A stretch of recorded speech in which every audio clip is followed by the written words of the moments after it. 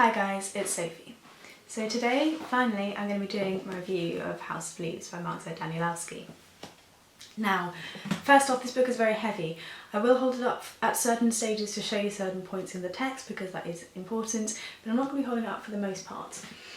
Also, just be aware that this video could be a little bit long. I'm going to do my best to try and be on it and quick with what I'm saying, but there's a lot for me to talk about here. Okay, so we're going to start with what is House of Leaves about? And that in itself is a little bit of a question. There are stories within stories in this book. So what we're going to do is we're going to start at the most outermost story and we're going to build our way in until we find the central storyline. So, at the outside of everything is a man called Zampino, an old man who is blind.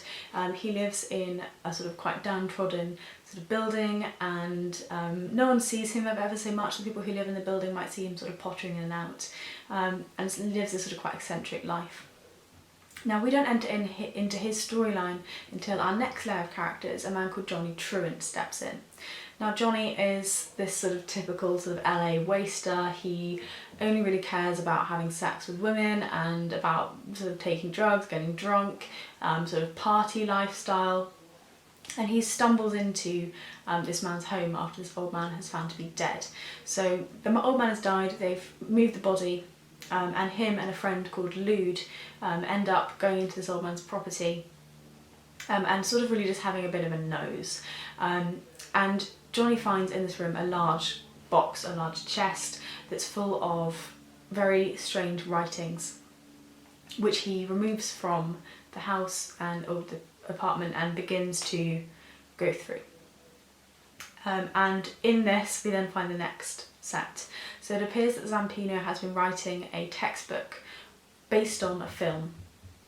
Now, this film is of a family. It's of a man called William Navidson, his wife Karen, and their two children, Chad and Daisy.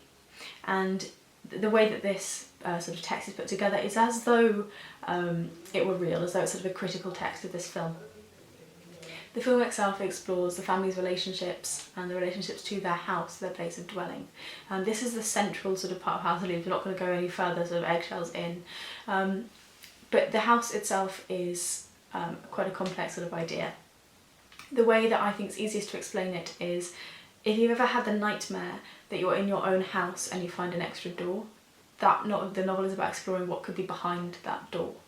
I don't want to say too much more about the house itself than that, because I do think it's best if you go in and try and learn a little bit about it as you go along. But needless to say, it can be touted as a horror book, so what's behind that door isn't necessarily sort of fairies and pixies. So we're following a fair few things here.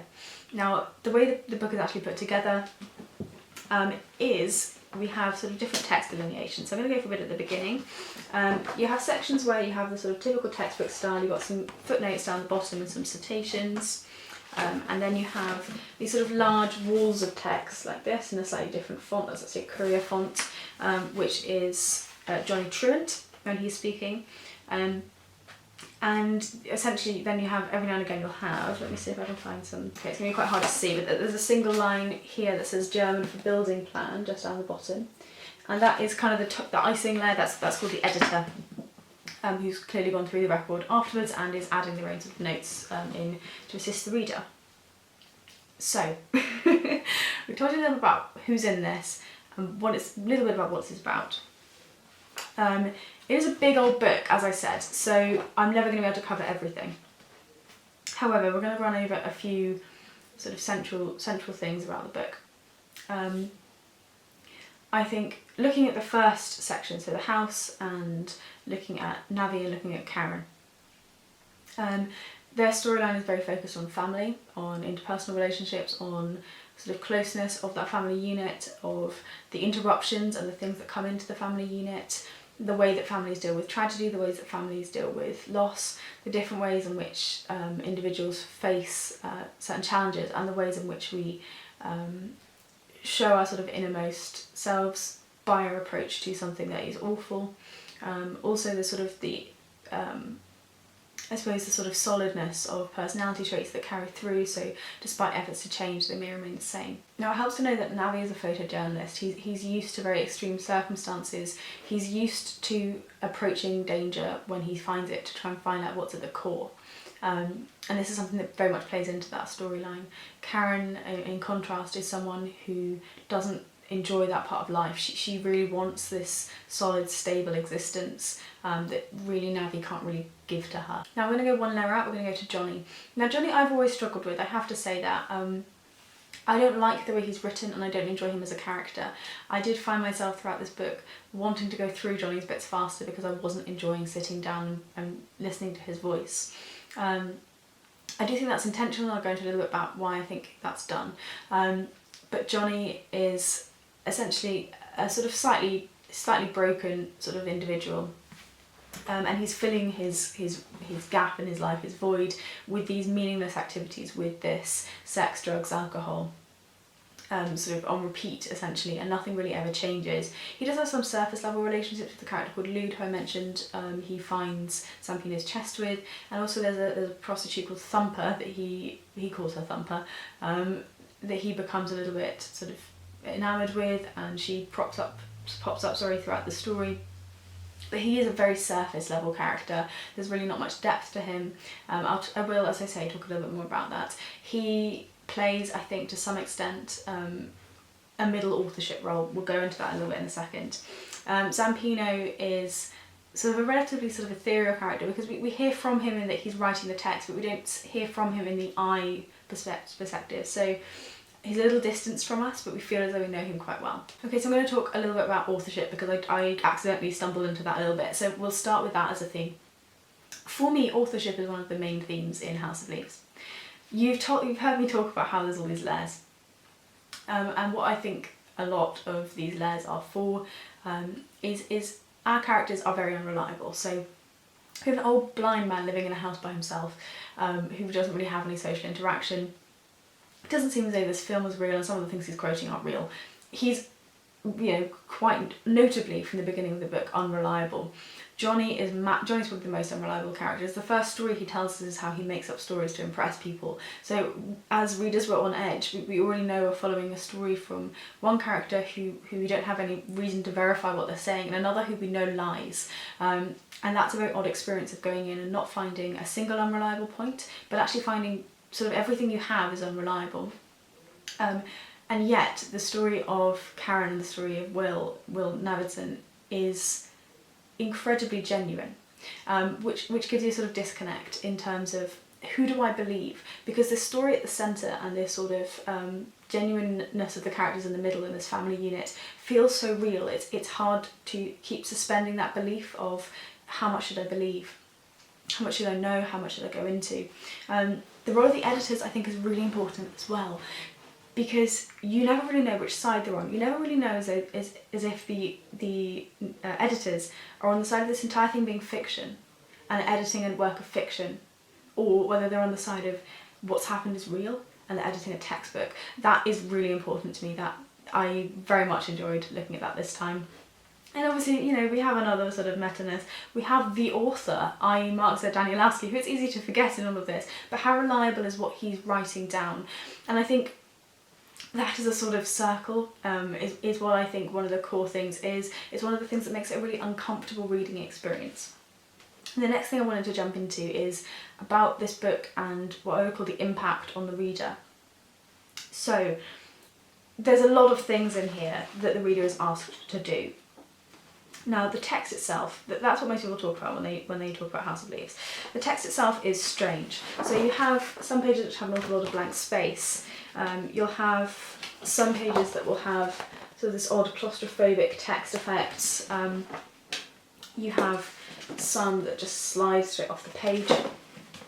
And we'll talk a little bit more about that in a second, but that's one of the ways in which Danielewski is making the reader do work that's different from just sort of passively, this is all from Pamuk, but passively reading a linear text and it's the same on each page. It's making you think about each individual page. It's making you think about what the book is at each section. He also writes in code. There's a brilliant code at the back that you have to sort of decode yourself. You don't have to, I mean you could Google it, but it's a lot more fun to do it yourself. So you can see that I've sort of scribbled on mine, and I have sort of the letters and then the letter itself down the side. So there's a fair amount that you have to do. There's also parts where there's pieces of the text that have been missing or sort of cut out, that are sort of whole words or paragraphs that the reader has to assume.